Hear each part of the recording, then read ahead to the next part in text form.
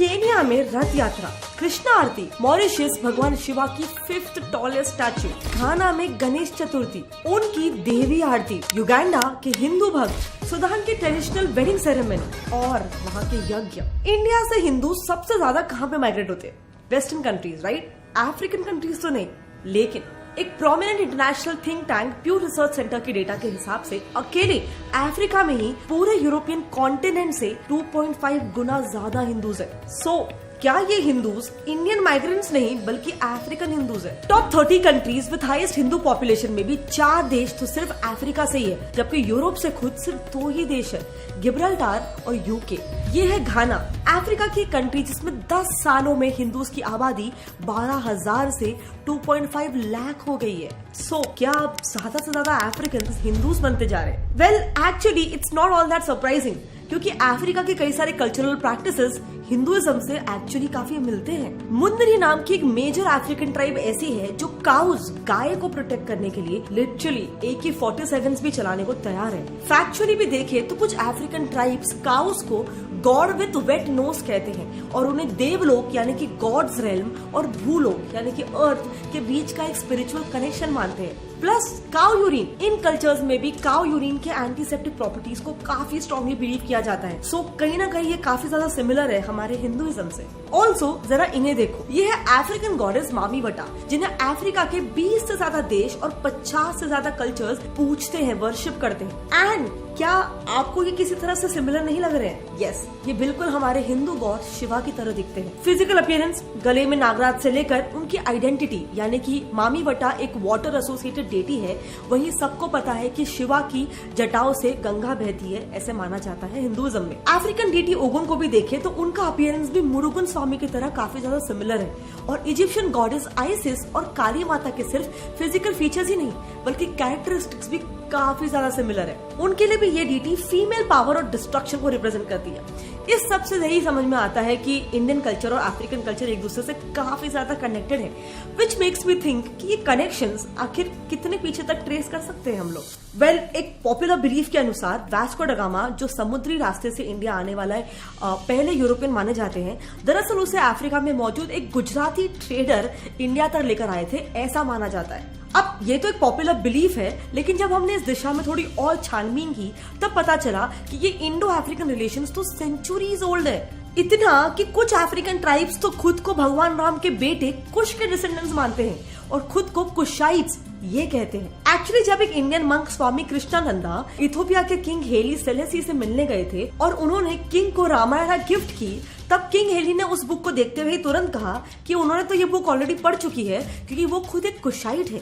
ये सब से ये बात तो तय है कि अफ्रीकन कंट्रीज और इंडिया के बीच में कुछ क्लोज रिलेशंस थे एंड हो सकता है ट्रेडिंग भी होता था। नाउ ऑब्वियसली उन दिनों हम सब जानते हैं समुद्री पोर्ट्स के जरिए ट्रेडिंग होती थी, जिसमें ऑफ कोर्स जान माल हर चीज का बहुत ज्यादा खतरा होता था। बट आज आप घर बैठे स्पोटिको इस एप्लीकेशन पर ट्रेडिंग करके पैसे कमा सकते हो, और वो भी स्टॉक मार्केट और कंपनी शेयर के बजाय अपने फेवरेट खिलाड़ी पर ट्रेड करके। देखो, इस पोर्टफोलियो पर ये प्लेयर है जिसकी वैल्यू है 100 रुपीज, तो मार्केट एक्सपेक्ट करता है कि पूरे टूर्नामेंट में ये प्लेयर 100 पॉइंट स्कोर करे। इफ इसका परफॉर्मेंस एक्सपेक्टेशन से अच्छा हुआ, मार्केट इसका प्राइस 100 से 200 रुपीज कर देता है। बट जाहिर है through out the tournament player अच्छा ही परफॉर्म नहीं करेगा, ऐसे में आप इस प्लेयर को बेचोगे तो आपको 100 रुपीज का प्रॉफिट हो जाएगा। बट अगर प्लेयर खराब खेल रहा हो तो इसकी मार्केट 20 या फिर 30 पॉइंट से माइनस होकर 50 रुपीज भी हो सकती है। अब अगर आपको लगता है कि इस प्लेयर को अंडर वैल्यू किया गया है तो आप इस प्लेयर को खरीद भी सकते हो और उसके अच्छे परफॉर्म करने पर इसे बेचकर पैसा भी कमा सकते हो। इस ऐप का बेस्ट पार्ट ये है कि इसमें आप 10 रुपीज से स्टार्ट कर सकते हो only. So what are you waiting for? मेरे कूपन कोड play50 यूज करके आपको 100 रुपीज का ज्वाइनिंग बोनस के साथ 50 रुपीज का वेलकम बोनस भी मिलेगा, एब्सोल्युटली फ्री। तो अभी ही डिस्क्रिप्शन में दिए गए लिंक से स्पोटिको एप्लीकेशन को डाउनलोड कीजिए। Now coming back to the topic कि कुशाइट्स वाली बात कितनी सच है। तो इथोपिया में आज जब हम वहां के लोकल स्कूल्स में कुश नाम के कैरेक्टर के फादर के रेफरेंसेस पढ़ते हैं, तब उनमें राम की जगह हैम लिखा हुआ है। और स्वामी कृष्णानंदा के अनुसार वेस्टर्न सिविलाइजेशंस राम को काफी टाइम तक राम RHAM बोला करते थे, जो बाद में चलकर R हट के हैम बन गया। ऑल्सो हमारे खुद के कई हिंदू रिलीजियस बुक्स में ऐसा मेंशन है कि भगवान राम के दोनों बेटे लव और कुश को आधी आधी दुनिया दी गई थी, जिसमें से अफ्रीकन कॉन्टिनेंट पूरा स्पेसिफिकली कुश के हिस्से में आया था। इन बुक्स में अफ्रीका के टॉल टॉल ग्रासेस के कारण उसे कुश द्वीप कहा गया है, क्योंकि ग्रास को संस्कृत में कुश कहते हैं एंड रिजल्टिंगली इस कुश द्वीप में बसने वाले लोगों को कुशाइट्स कहा गया है। बट चलो, अगर आप ये सोच रहे हो कि अब तक हमने जितने भी कनेक्शन डिस्कस किए वो तो माइथोलॉजी है, तो अब चलो हिस्ट्री की भी बात करते हैं। आज से 2500 साल पहले प्रेजेंट डे तांजानिया के एंशिएंट पोर्ट राप्टा में इंडियन पॉटरी और ग्लास आर्टिफैक्ट्स मिले हैं, और केरला के एंशिएंट पोर्ट मुजिरिस में अफ्रीकन ओरिजिन के आइवरी, गोल्ड और अफ्रीकन वुड से बने आर्टिफैक्ट्स भी मिले हैं। 1st सेंचुरी एडी के ग्रीक मैन्युस्क्रिप्ट्स में भी इंडिया और ईस्ट अफ्रीका के रिलेशंस का क्लियर मेंशन है and Indian ancient text Kamasutra में भी अफ्रीकन इबोनी,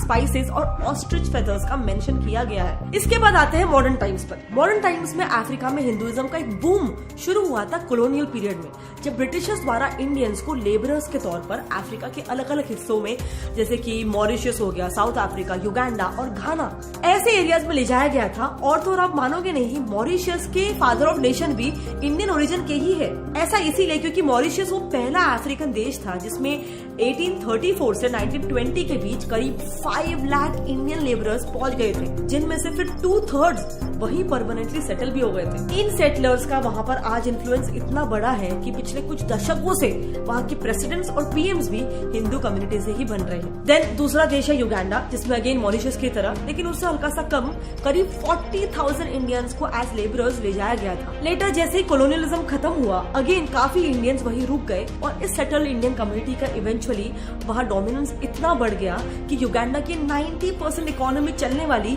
इस कम्युनिटी को डिक्टेटर इदी अमीन ने जब अपने देश से एक्सपेल कर दिया था, ये बहुत ही इनफेमस इवेंट है, तो देखते ही देखते युगांडा की पूरी इकोनॉमी ही कोलैप्स हो गई थी, जिसे बचाने के लिए, जिससे ओवरकम करने के लिए अभी 1992 में ही युगांडन गवर्नमेंट को मजबूरन उन्हें वापस बुलाना पड़ा। जितने गए थे ऑफकोर्स वो वापस नहीं आए, पर उसके बावजूद भी आज युगांडा में 30,000 इंडियंस हिंदूज रहते हैं और उनकी फैक्ट्रीज एंड अन्य वेंचर्स की वजह से युगांडा का 65% डोमेस्टिक रेवेन्यू अकेले इस इंडियन कम्युनिटी से ही आता है। तीसरी कंट्री है साउथ अफ्रीका, जिसकी नेटल प्रोविंस में ही 1860 से लेकर 1866 के बीच सिर्फ 6 सालों में करीब 6,000 इंडियन लेबरर्स बसाए गए थे। बट फिर 19th सेंचुरी में उसका एक दूसरा शहर डरबन इंडस्ट्रियलाइजेशन का सेंटर बन गया और इसीलिए वो इंडियंस नेटल से डरबन शिफ्ट हो गए। देन चौथी और सबसे मेजर कंट्री घाना, यहाँ तो लिटरली वहाँ रहने वाले अफ्रीकन हिंदूज का नंबर इमिग्रेटेड इंडियन हिंदूज से भी ज्यादा है।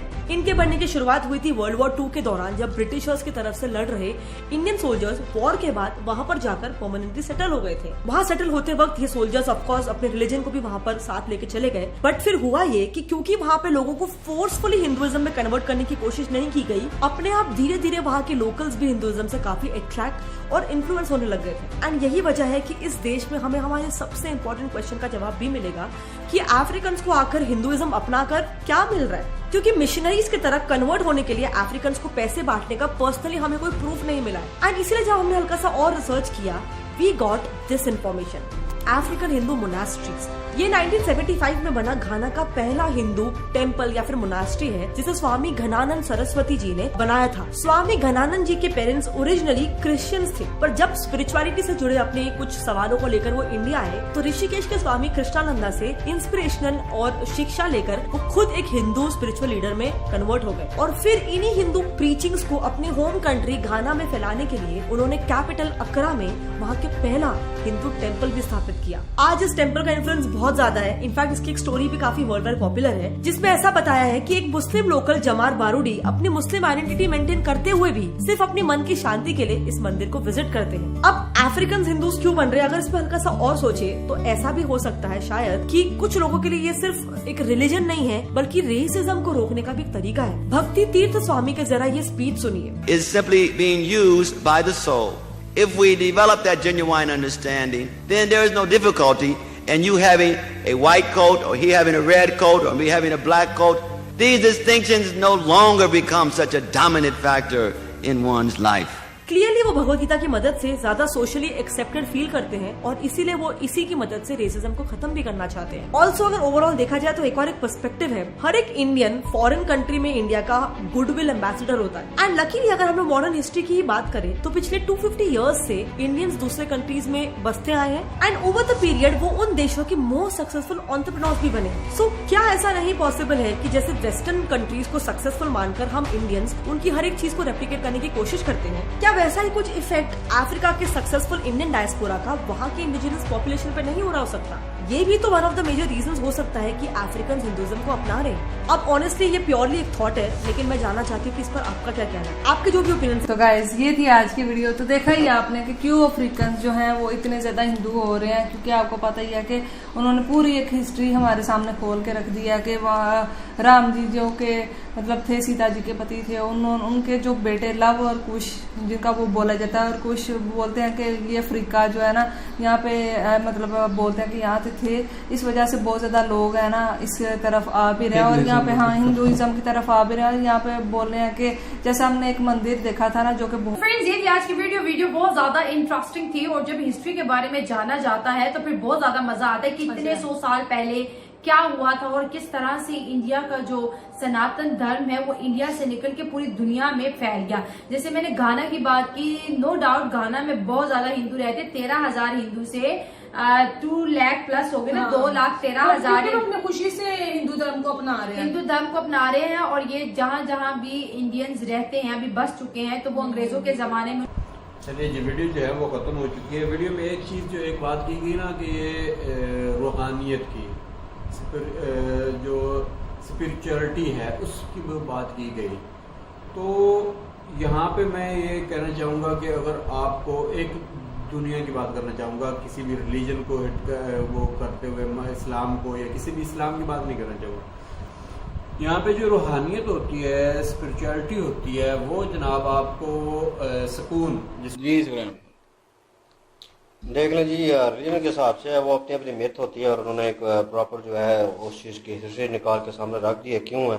और मैं अपनी बात करूं तो मैंने लोगों में देखा है, लेकिन उस हिसाब से नहीं देखा क्योंकि मैं अफ्रीका में रह के आया हूं और मैंने उस रीजन के हिसाब से, वहाँ भी मुस्लिम्स भी हैं और वहाँ पे सिख बरादरी और कैप टाउन जो है वो सारे इंडियन है वहाँ पे, और आप लोगों से मेरे ख्याल में ज्यादा গুলি চালাতে বাধ্য, মানে কতটা মানে। আর এইখানের কান্ট্রির সমস্ত কিছু নিয়ম কানুন ঠাকুর দেবতা সমস্ত কিছু ওইখানে মিলে যায়। তার মানে কি বোঝা যায় এই ভিডিওটার থেকে? তারপরে হ্যাঁ, তারপরে একজন খ্রিস্টান ছিলেন, ও খ্রিস্টান থেকে এখন তোমার মানে কি বলবো দেবদেবীর এখন পুজো করছেন, মানে মহাদেবের পুজো করছেন। তো এই জিনিসটা বেশ হিন্দু হয়ে গেছে, তারা একটা মন্দির স্থাপন করেছে।